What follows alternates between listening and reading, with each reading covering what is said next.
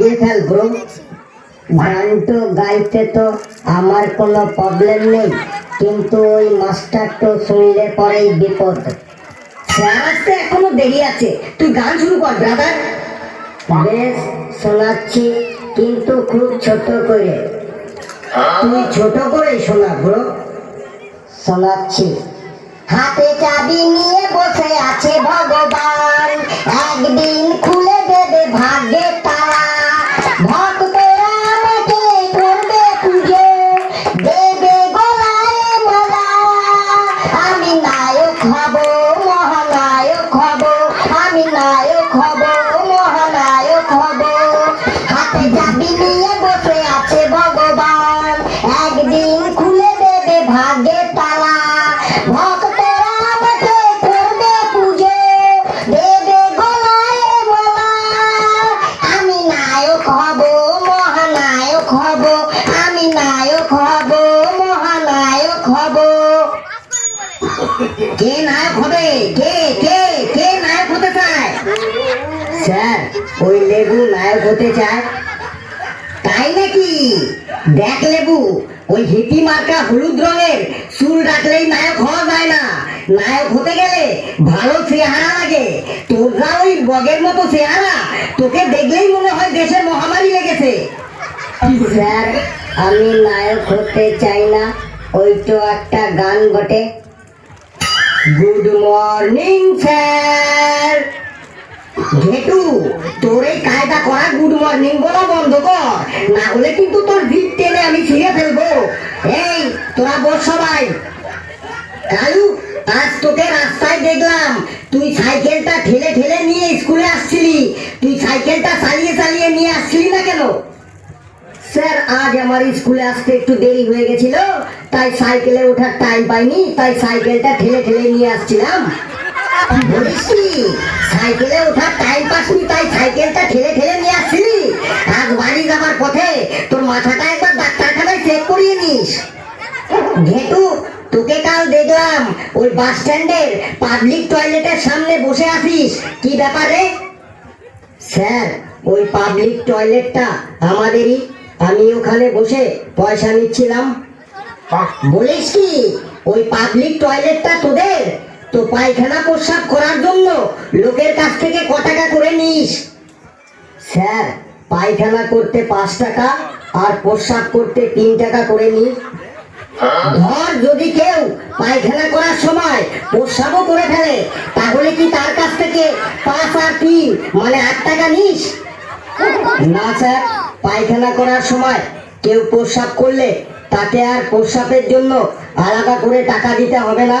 প্রস্রাবটা তখন পরোটার সাথে ঘুগনির মতো একদম ফ্রি। তুই আর কথা বলবি না, তোর জন্য এবার আমার পরোটা ঘুগনি খাওয়াটাও বন্ধ করতে হবে। স্যার, একটা কথা বলবো। বল। স্যার, এই শীতের মধ্যে আর স্কুলটাতে আসতে মন লাগছে না, আপনি অনলাইনে ক্লাস শুরু করুন স্যার। কেন? অনলাইনে ক্লাস করলে তুই কি সুবিধা পাবি? অনলাইনে ক্লাস করলে অনেক সুবিধা, যেমন লেপের তলায় ঘুমিয়ে ঘুমিয়েও ক্লাস করা যাবে, বাড়ির ছাদে বসে বসেও ক্লাস করা যাবে, মামার বাড়ি পিসির বাড়ি গিয়েও ক্লাস করা যাবে, আবার পিকনিক করতে গিয়েও নদীর ধারে বসে ক্লাস করা যাবে। অনলাইনে ক্লাসের শুধু সুবিধাই সুবিধা। লেবু, তুই তোর বকবক থামা, না হলে কিন্তু তোকে আমি পরীক্ষায় বসতে দেব না। স্যার, আমাকে পরীক্ষায় বসতে দেবেন না? বেশ, তাইলে আমি দাঁড়িয়ে দাঁড়িয়ে পরীক্ষা দেব। আমাকে আর রাগাস না, না হলে কিন্তু তোর ওই চুলের মুঠি এখন আমার হাতে চলে আসবে। হেলু, দেখ তো ওই কালু মনে হয় ঘুমিয়ে পড়েছে, ওকে ডেকে তোল তো। স্যার, আপনার কথা শুনে ঘুমিয়ে পড়েছে, আপনি ওকে ঘুম পাড়িয়েছেন, আপনি ওকে তুলুন। কালু, ওই কালু, রাতে কি চুরি ডাকাতি করতে গেছিলি যে ক্লাসে এসে ঘুমাচ্ছিস? না স্যার, শরীরটা একটু খারাপ তাই চোখটা লেগে গেছিল। হ্যালো, বলুন স্যার। তোর কাছে জল আছে? থাকলে কালুকে একটু দে তো, ও চোখে মুখে দিয়ে আসুক। না স্যার, আমার কাছে কোনো জল টল নেই, আর থাকলেও সেটা দেবো না। কেন দিবি না? জানিস না কেউ বিপদে পড়লে তাকে সব সময় সাহায্য করতে হয়? কেউ বিপদে পড়লে তাকে সাহায্য করতে হয়। পরীক্ষার সময় এই মানসিকতাটা আপনার কোথায় থাকে স্যার? তখন তো আপনাকে একটা প্রশ্নের অ্যান্সার জিজ্ঞাসা করলেই 5 ঘাট ডান্ডার বাড়ি মেরে দেন। তুই থাম এবার, না হলে কিন্তু তুই এখনই আমার হাতে 10 ঘাট ডান্ডার বাড়ি খাবি।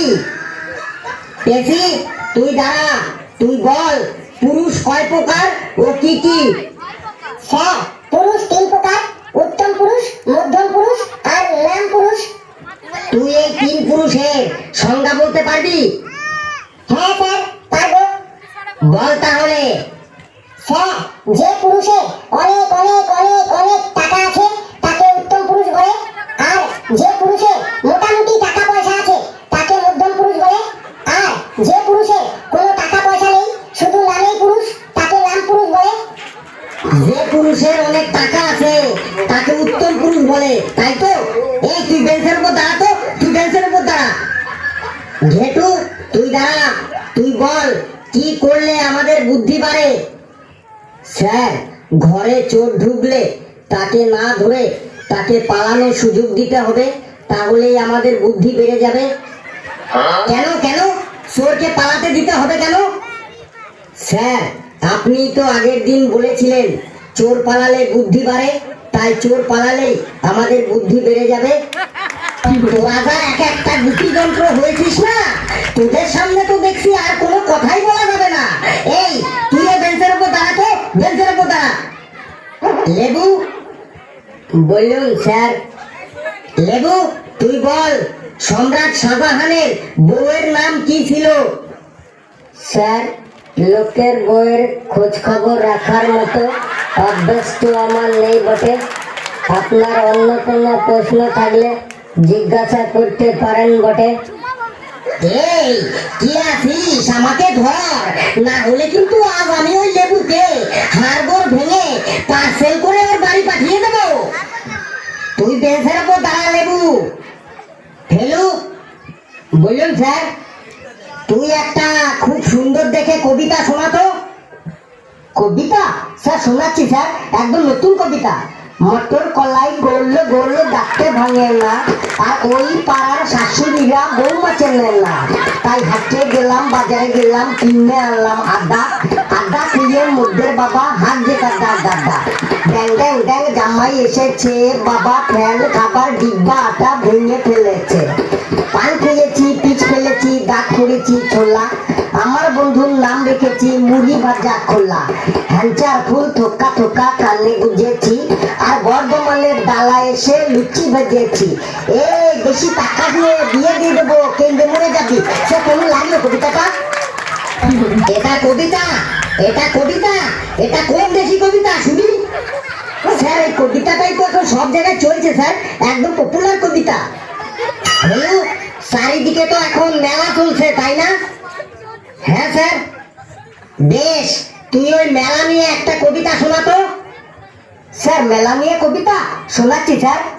বাবা মায়ের সাথে আমি মেলা দেখতে যাই, মেলায় গিয়ে আমি শুধু ঘুগনিটাই খাই, এই ঘুগনিটা তৈরি করতে লাগে শুধু মটর, তাই মটর কলাই গোল গোল রাতে ভাঙে না, আর ওই পাড়ার শাশুড়িরা বৌমা চেনেন না, তাই হাটে গেলাম বাজারে গেলাম কিনে আনলাম আদা, আদা খেয়ে মোদের বাবা হাত যে গাদা গাদা, ড্যাং ড্যাং ড্যাং জামাই এসেছে, বাবা ফ্যান খাবার ডিব্বা আটা ভেঙে ফেলেছে, পান খেয়েছি পিচ ফেলেছি দাঁত করেছি ছোলা, আর আমার বন্ধুর নাম রেখেছি মুড়ি ভাজা খোলা, হ্যাঞ্চার ফুল থোকা থোকা কানে গুজেছি, আর বর্ধমানের ডালা এনে লুচি ভেজেছি।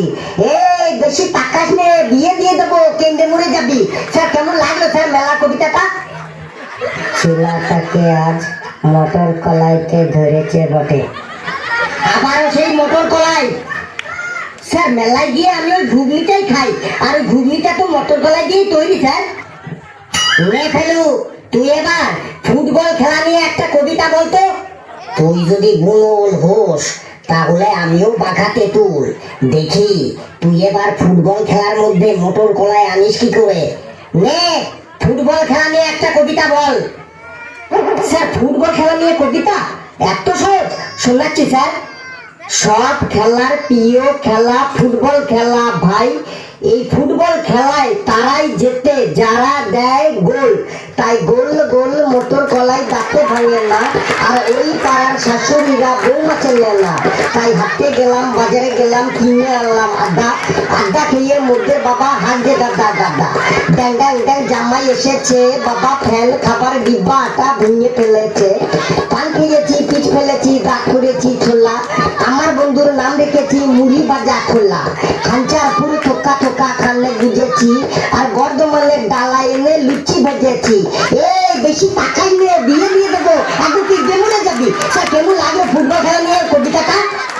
এই, কে আছিস? তাড়াতাড়ি আমাকে ধর, আমাকে আটকা, না হলে কিন্তু আজ আমি ফেলুকে মেরে ও তক্তা ছুটিয়ে দেবো। এই, কে আছিস? শিগগির আমাকে ধর। ওরে, ডাকছি শুনছিস না? কে আছিস? তাড়াতাড়ি আমাকে ধর।